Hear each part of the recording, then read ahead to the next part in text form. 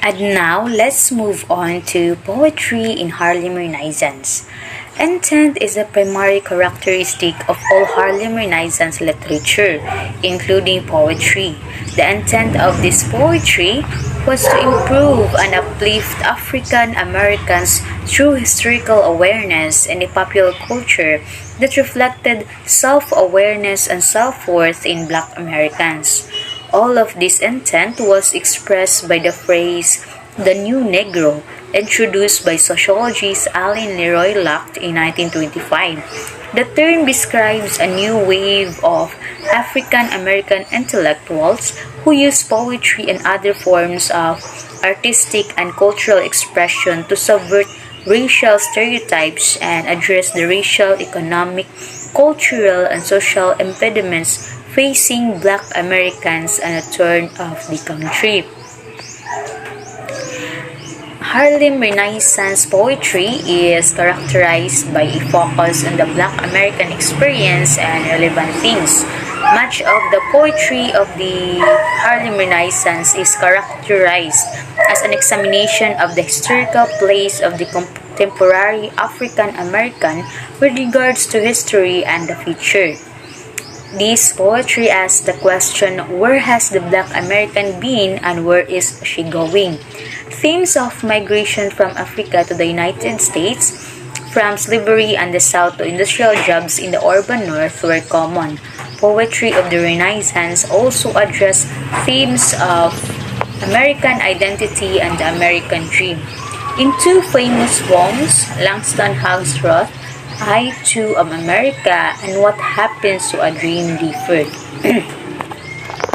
Much of the poetry of the Harlem Renaissance is characterized in both theme and content by the influence of traditionally Black forms of music. The repetitive structure and recurring themes of blues music characterize the structures of many Renaissance poems.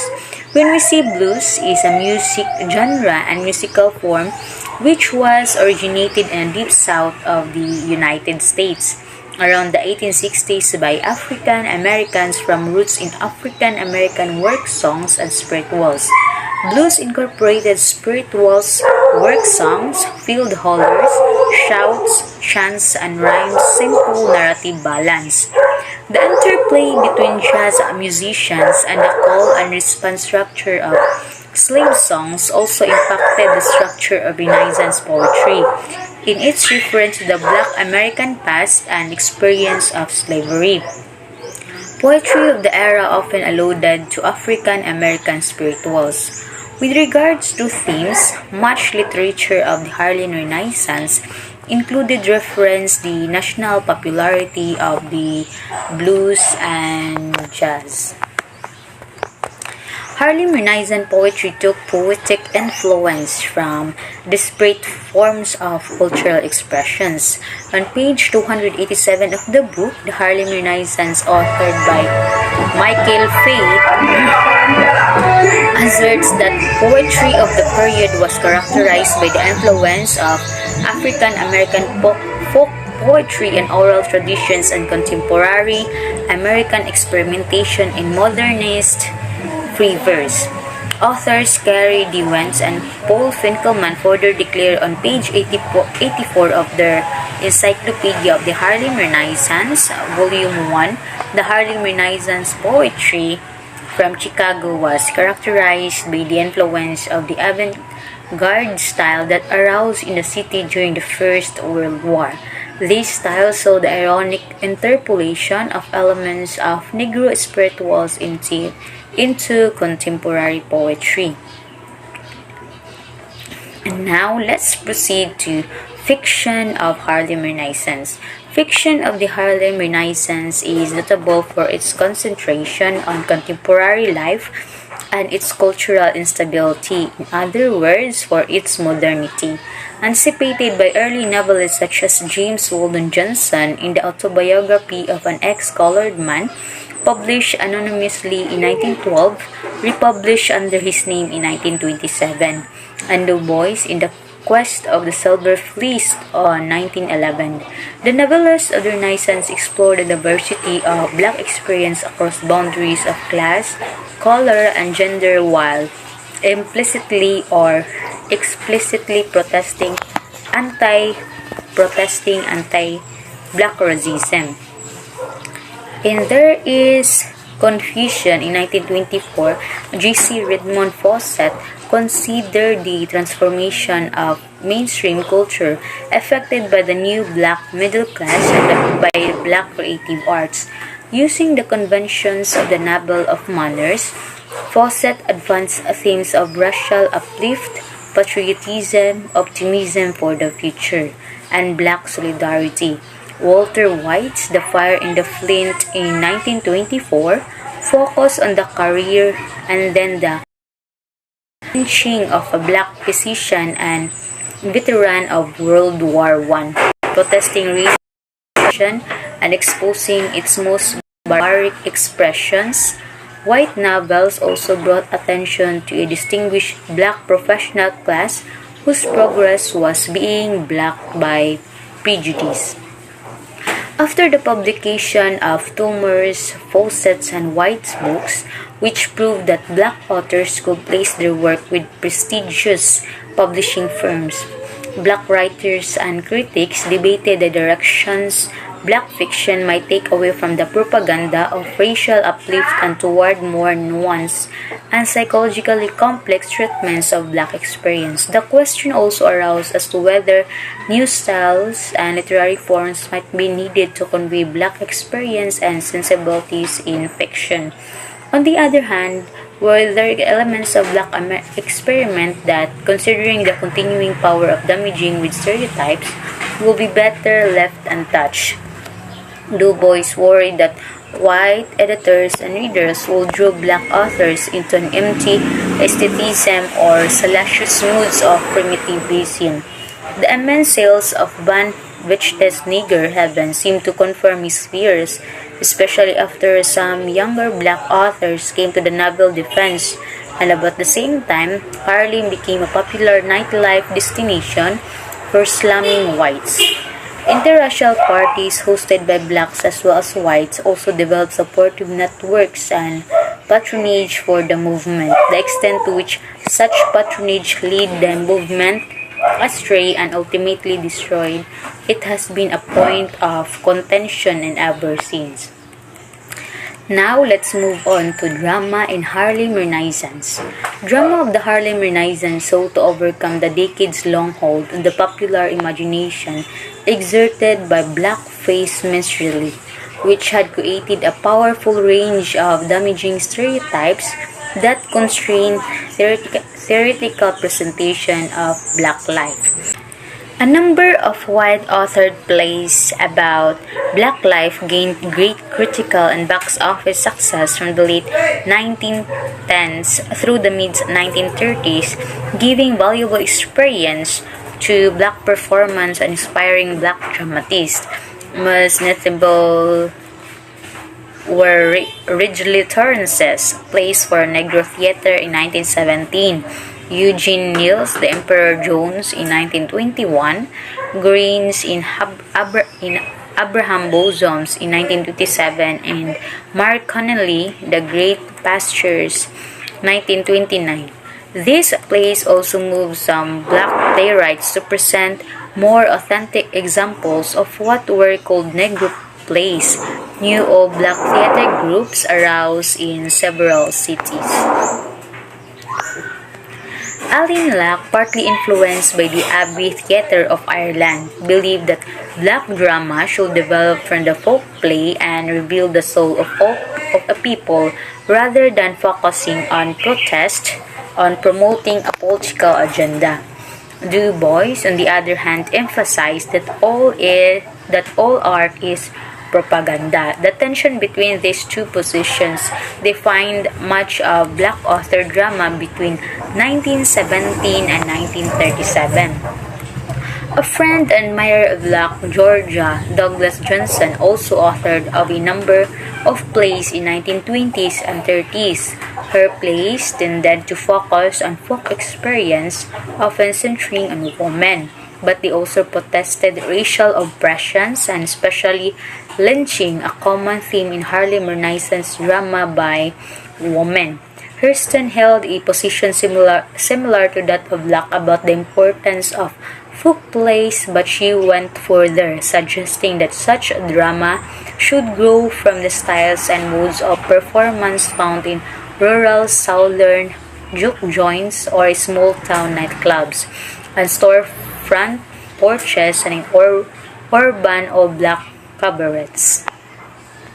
In her view, mimicry, ostentatious, angular movement, and playfulness characterize black folk expression, whereas Locke, or more influenced by the folk theater of Europe and Romantic aesthetic theory, emphasize simplicity, pose, and formal symmetry.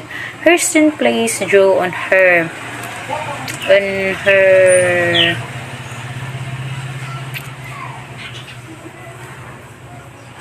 emphasize simplicity, pose, and formal symmetry.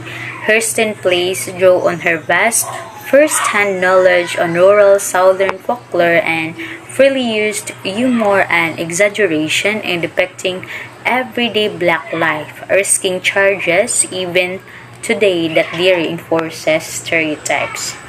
Next, let's proceed on visual art in Harlem Renaissance. Visual artists of the Harlem Renaissance, like the dramatists, attempted to win control over representation of their people from white caricature and denigration while developing a new repertoire of images.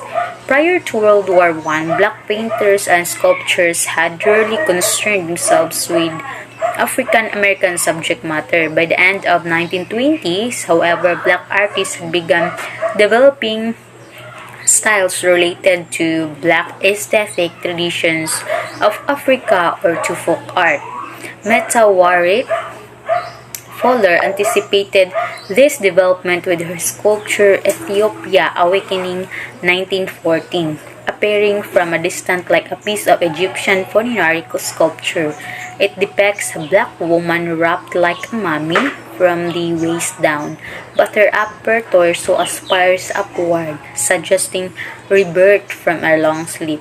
In the 1920s, as African art became better known in Western art circles, West African culture models gained importance for Black American artists.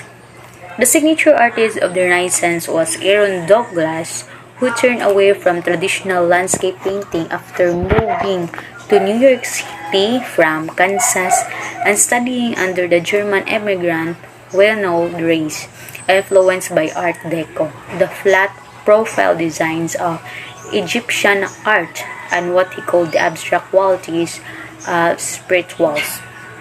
Douglas created his own style of geometrical figural representation in dealing with Negro subject matter. His stylized, silhouette-like rendering of recognizably black characters, imbued with the qualities of spiritual yearning and racial pride, became closely identified with the Harlem Renaissance generally.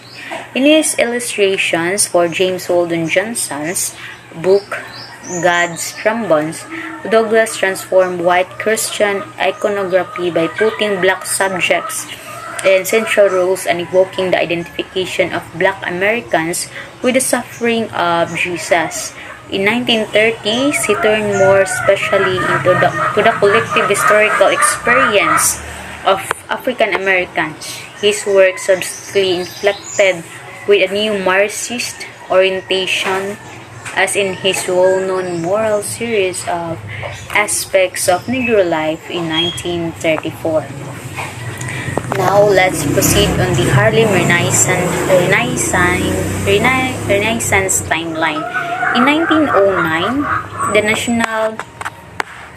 National Association for the Advancement of Colored People, or NAACP, is created by the interracial group including W.E. Du Bois, Ida B. Wells Barnett, and Mary White Ovington. The organization focuses on eliminating segregation and discrimination and protecting the rights of African Americans. In November 1910, the first issue, The Crisis, an American quarterly magazine published by the NAACP, is released. Du Bois will serve as its editor for 24 years. In 1921, Shuffle Along, a musical by U.V. Blake and Noble Cecil, opens on Broadway and makes a major contribution to the Harlem Renaissance, most significantly by opening the way for a number of other black shows that laid foundations for the jazz age of the 1920s. In 1923, Charles Spurgeon Johnson, a leader in race relations, starts Opportunity magazine. Tomer publishes experimental novel Cain about the African American experiences. In 1924, Louis Armstrong emerges as the first great jazz soloist when he removes from King Oliver's Creole Jazz Band in Chicago to Fletcher Henderson's band in New York City. Henderson's bands soon has competitors in big bands led by the likes of Cab Calloway, Duke Ellington, Chick Webb, and Jimmy Lunceford. In 1925, Allen Locke's anthology of black writers, The New Negro, is published. This collection of fiction, poetry, drama, and essays popularized the Harlem Renaissance. In 1926, Langston Hughes' poetry collection, The Weary Blues, is published by Alfred A. Knopf. The collection includes such noted poems as Dream Variation, which articulates the dream of African Americans yearning for freedom and for acceptance in American society. In 1927, James Weldon Johnson publishes God's Trombones, a collection of black dialect sermons in poetic form. Painting and graphic artist Aaron Douglas illustrates the core of Johnson's book along with the other prominent books of the Harlem Renaissance. In 1928, poet Claude McKay publishes his first novel, Home to Harlem, which is said to be the most widely read novel written by an African American up to the time. In 1937, writer Zora Neale Hurston publishes her second novel, Their Eyes Were Watching God, is considered her finest book. And that's all about the Harlem Renaissance.